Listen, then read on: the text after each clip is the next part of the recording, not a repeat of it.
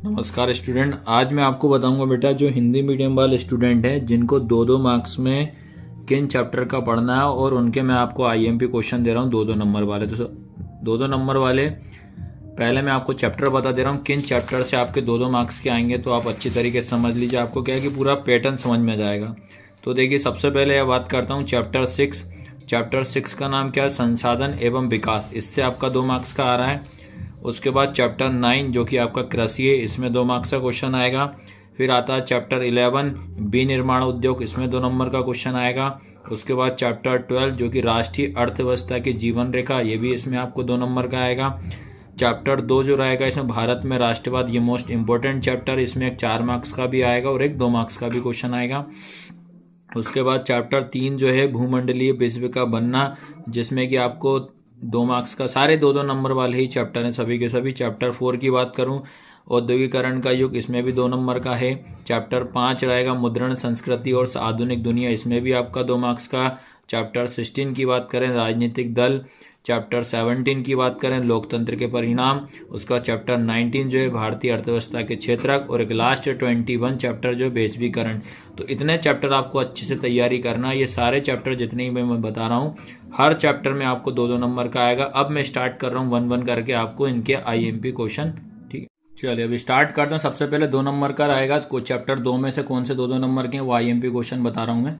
और सभी स्टूडेंट के एक बात बता दे रहा हूँ कि पड़ोस में हमारे यहाँ शादी है, पर आपके एग्जाम को देखते हुए आपके लिए वीडियो बनाना बहुत जरूरी है। आप ये साउंड पे ध्यान मत देना यार आप लोग, ठीक है। तो इसमें आपको याद रखना है, एक ये क्वेश्चन पढ़ के जाइएगा, साइमन कमीशन का बहिष्कार क्यों किया गया था, 2 नंबर में। फिर उसके बाद ये पूर्ण स्वराज वाला, रोलेक्ट एक्ट किसे कहते हैं, बहिष्कार से आप क्या समझते हैं, पिकेटिंग क्या होता है, बारडोली सत्याग्रह क्या है, गांधी जी ने हिंद स्वराज की प्राप्ति के लिए क्या साधन अपनाए थे। तो ये रहेंगे आपके चैप्टर 2 का ये। इसमें इसके बाद इसमें पूना एक्ट क्या है ये पढ़ना है। इसके बाद आपका चैप्टर 3 से देखते हैं क्या इंपॉर्टेंट क्वेश्चन है। अब इसमें आपको क्या पढ़ना है, कॉर्न लॉ क्या था। उसके बाद आपका पढ़ना हायर परचेस की क्या व्यवस्था थी।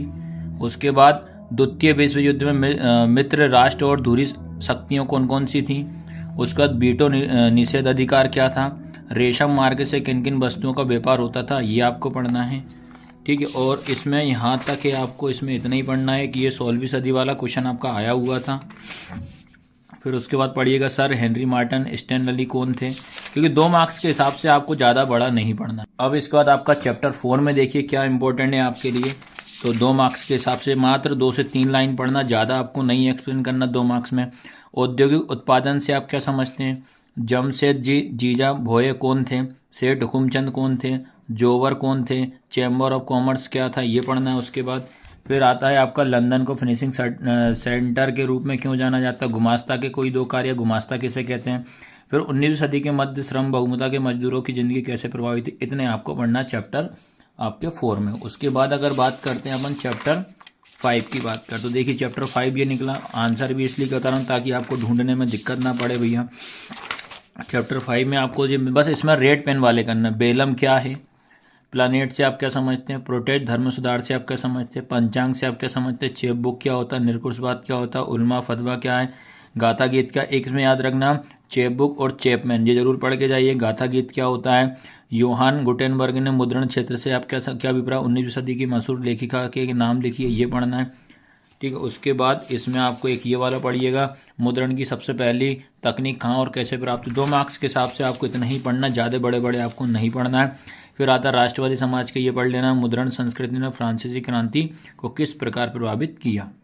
उसके बाद आता है आपका चैप्टर 6। तो चैप्टर 6 में देखिए संसाधन एवं विकास, इसमें आपको क्या पढ़ना है भैया। तो संसाधन एवं विकास की जब मैं बात करता हूँ, तो इसमें सबसे पहली चीज़ तो आपको ये पढ़ना है कि सतत पोषणीय विकास से आप क्या अभिप्राय है। भारत में पाई जाने वाली मिट्टी के आपको नाम बताने हैं। उसके बाद आता है आपका मृदा अपरदन से क्या आस्पर्य, पवन अपरदन, ये पक्का अपरदन से क्वेश्चन जरूर आएगा। फिर मृदा संरक्षण से आप क्या समझते हैं, बंगार क्या होता है, भूमि निम्नीकरण से आप क्या समझते हैं, चादर अपरदन क्या होता है, अपरदन तो फिक्स है।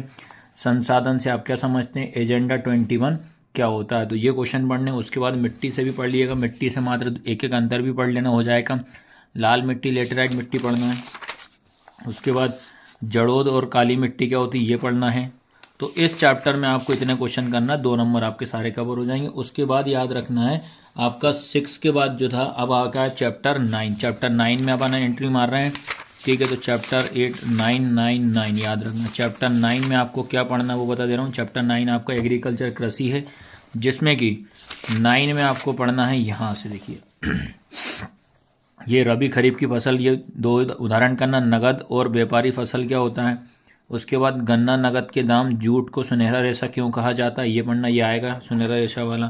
फिर उसके बाद झूमिंग कृषि को किन किन नामों से जाना जाता है। रोपण कृषि की 2 विशेषताएं। उसके बाद गहन जीविका कृषि क्या है। खरीफ 7 से ऋतु क्या है। उसके बाद आता खरीफ और रबी की फसलों में अंतर आपको पढ़ना है। मात्र अंतर में ज़्यादा लिखना नहीं है, मात्र 2 पढ़ना है। फिर प्रारंभिक जीविका निर्वाह कृषि या वाणिज्य जीविका कृषि में आपको अंतर करना है, ठीक है। यहाँ तक मैंने 9 चैप्टर तक 2 नंबर वाले बता दी। अब बात करते हैं बेटा, इसके बाद आपका आता है 10 चैप्टर में तो आपका मैप आएगा, इसमें 2 नंबर का नहीं पढ़ना है। 10 के बाद आता है आपका, यहाँ से अपन कर रहे हैं सीधा आपको बताने जा रहे हैं, चैप्टर आपका आएगा 11। चैप्टर 11 विनिर्माण उद्योग, जिसमें कि आपको सबसे पहला ही क्वेश्चन पढ़ना पड़ेगा, विनिर्माण क्या होता है, आधारभूत उद्योग क्या है, इसका उदाहरण आपको बताना है, ठीक है। इसमें एक प्रदूषण से रिलेटेड 100% क्वेश्चन आएगा कि प्रदूषण, सारे प्रदूषण अच्छे से आप पढ़ के जाइए। वायु प्रदूषण, जल प्रदूषण, ध्वनि प्रदूषण पक्का आपसे पूछेगा। उसका पूछेगा उद्योग किसे कहते हैं, लोहा इस्पात कहाँ स्थापित किया जाता है। उसके बाद वायु प्रदूषण के 2 दुष्प्रभाव आपको बताना है।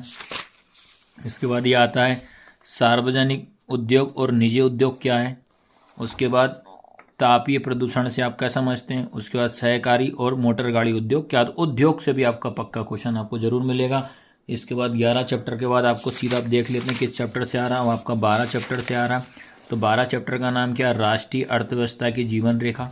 तो राष्ट्रीय अर्थव्यवस्था की जीवन रेखा की अगर मैं बात करूँ, सबसे पहले तो आपको इसमें यह पढ़ना है कि सीमांत सड़कों का महत्व आपको बना, 2 लाइन याद करनी, ज़्यादा नहीं पढ़ना है। फिर व्यापार से आप क्या समझते हैं, स्थानीय व्यापार और अंतर्राष्ट्रीय व्यापार से आप क्या समझते हैं, ये आपको अच्छे से पढ़ना है ठीक है। उसके बाद आता है तुम्हारा यहाँ से कि परिवहन संचार क्या है, पवन हंस क्या है, डिजिटल क्या है। क्योंकि आंसर के साथ भैया आपको इतना बेनिफिट हो जाएगा कि आपको इधर उधर परेशान ना होना पड़े, इसलिए इस तरीके से बताना पड़ रहा है। आयात निर्यात से आप क्या समझते हैं, विश्व की सबसे लंबी राजमार्ग सुरंग का नाम क्या है, भारत में कितने प्रतिशत व्यापार समुद्र पर द्वारा होता है। फिर ग्रामीण सड़क परियोजना का महत्व क्या होता है, ये इसमें पढ़ना है आपके चैप्टर 12 में। अब बात करते हैं चैप्टर 12 के बाद आपका सीधा अब आएगा, 12 के बाद आपका आता है बेटा चैप्टर 16 में आएगा 2 मार्क्स का क्वेश्चन। तो चैप्टर 16 निकाल दे रहा हूँ मैं आपको, चैप्टर 16। तो ये संवाद वाला तो ये होगा। चैप्टर 16 में देखिए आप क्या पढ़ना है, चैप्टर 16। और चैप्टर 16 आप बहुत अच्छे से पढ़ना, आपको ये आया चैप्टर 16। तो पहले आप इसकी समरी देख लीजिएगा। तो चैप्टर 16 की बात करता हूँ तो सबसे पहले तो इसमें छोटे क्वेश्चन ही पूछेगा। तो ये आपसे पूछ दिया कि बताइए कि ये आएगा कि राजनीतिक दल का क्या अर्थ है, ये पढ़ लेना अच्छे से। राजनीतिक दल के, देखो इस क्वेश्चन को 2 तरीके से पूछ सकता है। पहला, राजनीतिक दल का क्या आशय होता है या अर्थ क्या होता है। तो आपको ज़्यादा नहीं, लगभग 2 से 3 लाइन पढ़ना, 2 मार्क्स वाले में ज़्यादा आपको एक्सप्लेन नहीं करना। उसके बाद अगर मैं बात करता हूँ कि किसी भी राजनीतिक दल के क्या गुण होते हैं, अथवा में आएगा राजनीतिक दल की कोई 3 विशेषताएं आप बताइए। तो इसमें से देखिए 1 2 3 4 5 है, तो 5 में से बोल रहा हूँ मात्र आप 3 करके जाइए। एक फिर भी मैं आपको बोल रहा हूँ एक्स्ट्रा पढ़ने का, इतना आया। फिर बात करते हैं अपन यहाँ से, देखिए यहाँ से बाद आपको ये पढ़ना है कि राष्ट्रीय पार्टी किसे कहते हैं, बर्लुस्कोनी कौन थे, दल बदल क्या है, शपथ पत्र क्या है, साझा सरकार क्या होता है, राजनीतिक पार्टी से आप क्या समझते हैं। फिर उसके बाद देखिए ये डिफरेंस पढ़ के जाइएगा, क्षेत्रीय दल और राष्ट्रीय दल क्या होता है। आया सबको समझ में कि नहीं आया, ये इतना पढ़ना है आपको। उसके बाद आता है तुम्हारा 16 के बाद आता है चैप्टर नंबर 17। तो 17 वाला क्या है, लोकतंत्र के परिणाम, इससे भी आपको पूछेगा। तो लोकतंत्र के परिणाम की अगर मैं बात करता हूँ तो इसमें देखते हैं बेटा क्या आएगा आपका, ये आएगा तानाशाही क्या आशय क्या है, लोकतंत्र में निर्माण देने में देरी का कारण लिखिए, आर्थिक विकास किस कारक निर्भर करता है, ये पढ़ना है। उसके बाद बात करता हूँ मैं सरकार के बारे में जानकारी प्राप्त करने के आपके पास कौन कौन से स्रोत हैं, ये लिखना है।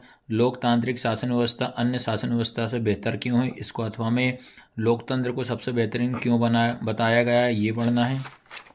और बस इसमें इतने आपको क्वेश्चन अच्छे से तैयार करना। अब बात करते हैं, आपका आएगा चैप्टर 19 से। तो चैप्टर 19 देखिए आप, चैप्टर 19 की बात करता हूँ। तो चैप्टर 19 में अगर याद रखना, सबसे पहले ये फैक्ट सारे पढ़ के जाइएगा कि प्राथमिक क्षेत्र का मतलब क्या होता है, प्राइमरी सेक्टर। द्वितीयक क्षेत्र का मतलब क्या होता है, सेकेंडरी सेक्टर। तृतीयक क्षेत्र का मतलब, तृतीयक क्षेत्र को आप सेवा क्षेत्र भी बोलते हैं। फिर एक जीडीपी क्या होता है, संगठित क्षेत्र क्या होता है, असंगठित क्षेत्र क्या होता है, सार्वजनिक क्षेत्र क्या होता है, निजी क्षेत्र क्या होता है, इतने सारे फैक्ट पढ़ना है। अब इसमें आपको क्वेश्चन कैसे पूछता है देखिए आप। तो देखो ये, तो यहाँ से आपका आता है एक क्वेश्चन बनेगा कि प्राथमिक क्षेत्र में हमारे कृषि, मछली पालन, खनन आदि आता है।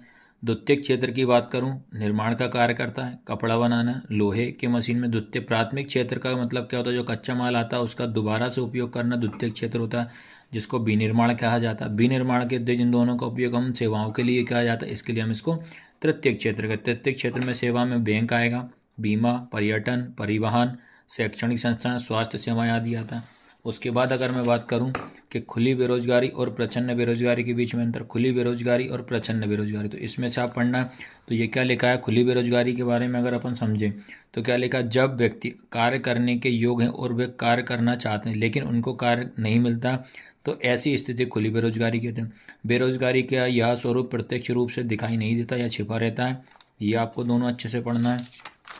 उसके बाद ये पढ़ लेना, मनरेगा 2005 का होता है, 2 पॉइंट ही पढ़ना, ज़्यादा नहीं पढ़ना है। मनरेगा के बाद ये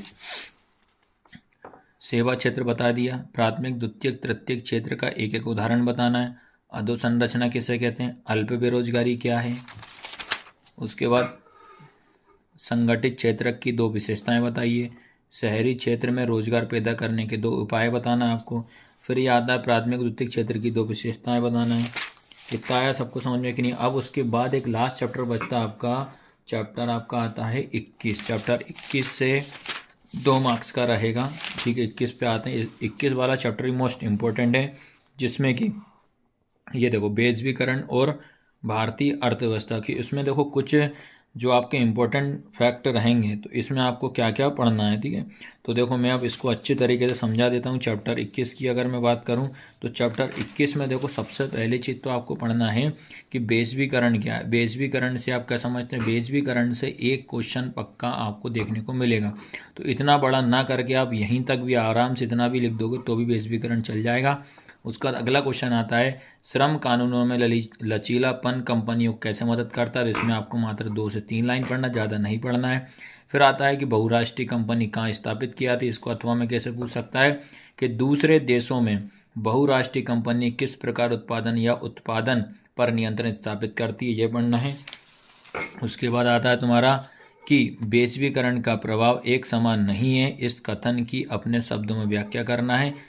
फिर आता है भारत में वैश्वीकरण का प्रभाव कैसे पड़ता है। यहाँ से अब आता है, ये देखो मेन क्वेश्चन यहाँ से पक्का आपका आना ही आना है कि अतीत में देशों को जोड़ने का मुख्य माध्यम क्या था।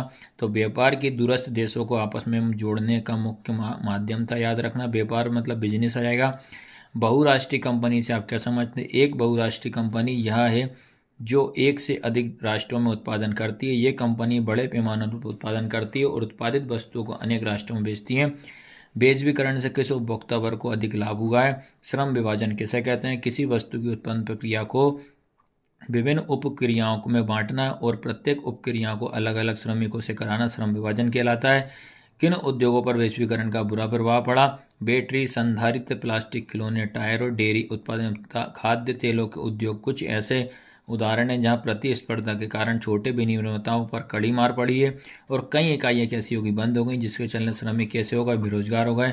2 बहुराष्ट्रीय कंपनी का आपको नाम बताना है, टाटा मोटर्स, इन्फोसिस। फिर आता वैश्वीकरण को बढ़ावा देने वाले कारक, तो आपको तकनीकी लिख देना, प्रतियोगिता लिख देना, बहुराष्ट्रीय कंपनी और उदारीकरण। तो इस तरीके से मैंने आपको 2-2 नंबर के हिंदी मीडियम के सारे क्वेश्चन मैंने कंप्लीट करा दिए। इन सारे क्वेश्चन को आप अच्छी तरीके से तैयारी कर लीजिए, याद कर लीजिए और फिर शाम को आज नाइट में मिलते हैं आपको 10 बजे। याद रखना कितने बजे मिलेंगे, 10 बजे, जो कि आपका पेपर से रिलेटेड रहेगा। और हमारे चैनल को सब्सक्राइब करना, लाइक शेयर ज़रूर करना। आपको इंस्टाग्राम आईडी को फॉलो करना, साथ में हमारी ऐप को भी डाउनलोड करना है, डुग्गू कोचिंग सेंटर की। धन्यवाद। मिलते हैं शाम को 10 बजे, रात में 10 बजे।